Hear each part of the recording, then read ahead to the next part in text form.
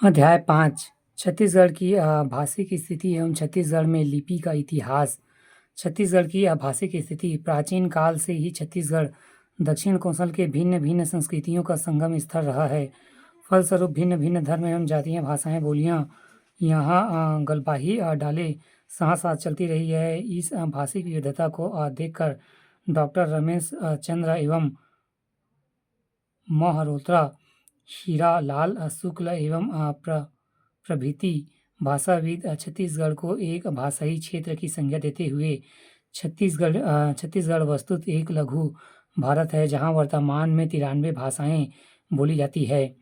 छत्तीसगढ़ की भाषाई विविधता एक कारण यह भी है कि यहाँ भिन्न भिन्न भाषाई प्रदेश से घिरा हुआ उत्तर में बघेली, भोजपुरी व माघमी उत्तर में बघेली, भोजपुरी व माघमी, उत्तर पूर्व में झारखंडी, नागपुरिया, सदरी, कोरवा, पूर्वी में उड़िया, दक्षिण में तेलुगु, पश्चिम में मराठी तथा उत्तर में बुंदेली। इन पार्श्ववर्ती प्रदेशों में छत्तीसगढ़ के राजनीतिक, आर्थिक, सामाजिक एवं संस्कृति संपर्क भाषाई संक्रमण से प्रतिफलित हुआ है। अस्तु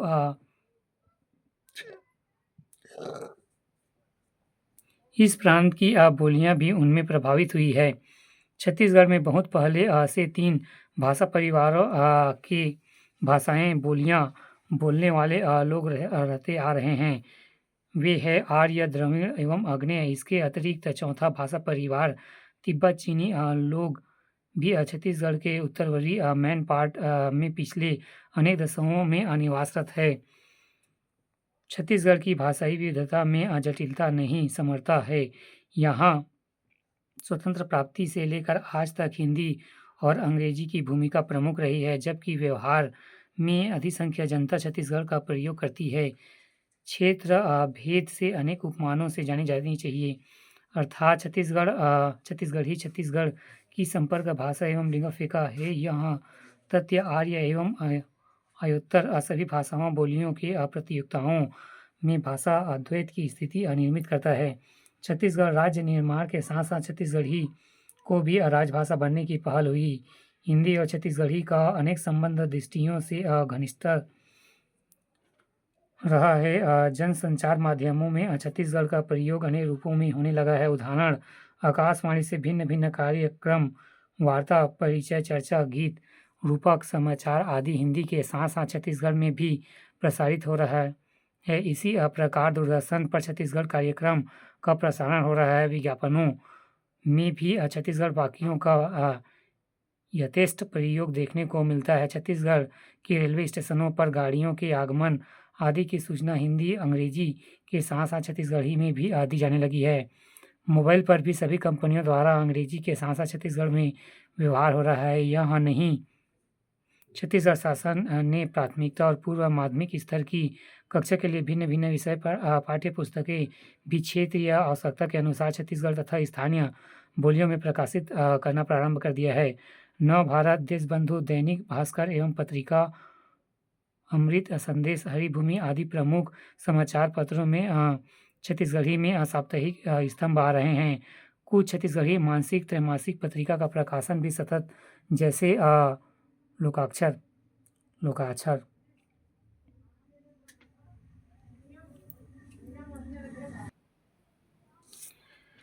छत्तीसगढ़ में लिपि का इतिहास। मानव सभ्यता और संस्कृति के विकास में भाषा का स्थान सर्वोपरि है।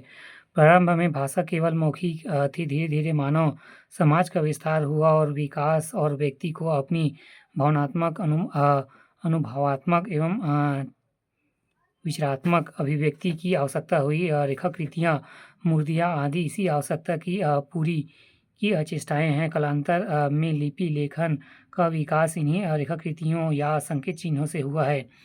हरि ठाकुर के शब्दों में भूगर्भीय शास्त्रियों के अनुसार विंध्याचल का पर्वतीय भूभाग से दृष्टि के प्राचीनतम भूभागों में से है। छत्तीसगढ़ विंध्याचल के दक्षिण में बसा है। यह मानव और प्राचीनतम आवास स्थल है। इस संदर्भ में इतिहास, पुरातत्विक एवं पंडित लोचन प्रसाद पांडे का मत उल्लेखनीय है। छत्तीसगढ़ मनुष्य जाति की सभ्यता का जन्म स्थान है। मानव जाति की आदि सभ्यता यहाँ पाली है। छत्तीसगढ़ में पहाड़ों में चट्टानों पर जो चित्रकारी मिली है वह संसार के अद्वितीय एवं चित्रकला के इतिहास में उसका सर्वप्रथम स्थान है। वह 20 से 50,000 वर्ष पूर्व का है। छत्तीसगढ़ के रायगढ़ जिले में सिंघनपुर पर्वत की गुफाओं में जो औजार मिले हैं वे पूर्व पाषाण काल के हैं। यहाँ की चट्टानों पर जो लिखा अंकित है वे आखेट युग के मानवों द्वारा निर्मित है। पुरातत्वविदों ने सिंघनपुर पर कबरा पहाड़ के चित्रों को अत्यंत प्राचीन काल माना है। मोहन जो दारो की लिपि में भी इन शैल चित्रों का पर्याप्त समानता है। पुरातत्वविद काशी प्रसाद जायसवाल ने रायगढ़ जिले से लगे हुए विक्रमखोल पर्वत पर प्राप्त शैल चित्रों के नमूनों का अध्ययन करने के पश्चात अपना अभिमत इस प्रकार दिया है। यह लिपि मोहनजोदड़ो तथा ब्राह्मी लिपि के मध्य खोई हुई कड़ी है, इसलिए ये लिपि के प्रथम या द्वितीय चरण से समानता रखते हुए कुछ अक्षर ऐसे भी हैं जो ब्राह्मी लिपि के प्रारंभिक रूप में मिलते जुलते हैं। यह निर्विवाद है कि ब्राह्मी लिपि का जन्म भारत में हुआ है। उसके विकास में छत्तीसगढ़ का महत्वपूर्ण योगदान रहा है। इसका यहाँ प्राप्त अभिलेख की लिपि से मिलता है। प्राचीन छत्तीसगढ़ से प्राप्त अभिलेखों में ब्राह्मी लिपि का प्रयोग 5वीं-6वीं शताब्दी से मिलता है। यहाँ ब्राह्मी के विकास एवं नगरी लिपि का प्रयोग प्रारंभ करने का श्रेय सोमवंशी राजाओं 7वीं-8वीं शताब्दी को है। छत्तीसगढ़ में ब्राह्मी लिपि का नगरी लिपि में अलावा 2 और लिपियों का विकास हुआ है, हल्बी लिपि एवं डोंगरी लिपि, परंतु कालांतर में वे लुप्त हो गई।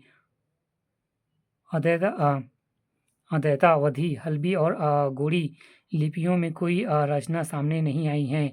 देवनागरी लिपि का प्रयोग संस्कृत, हिंदी, मराठी, नेपाली, छत्तीसगढ़ी आदि अन्य भाषाओं बोलियों में किया जा रहा है।